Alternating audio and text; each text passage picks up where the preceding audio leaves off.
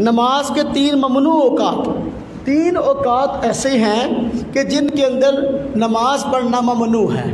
کوئی بھی کسی قسم کی بھی نماز پڑھنا ممنوع ہے، خواہ وہ فرض ہو ہاں جی کا کوئی بھی ہو، نماز پڑھنا ممنوع ہے۔ اب دیکھیں ذرا، کہتے ہیں اس سے مراد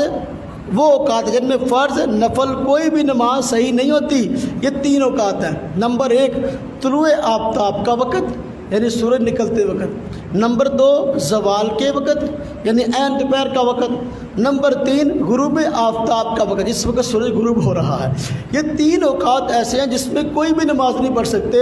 سورج نکل رہا ہو تب،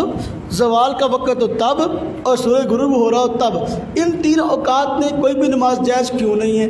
وجہ اس کی یہ ہے کہ جو لوگ سورج کے پجاری ہیں وہ ان اوقات کے اندر سورج کی عبادت کرتے ہیں، اس وجہ سے کہ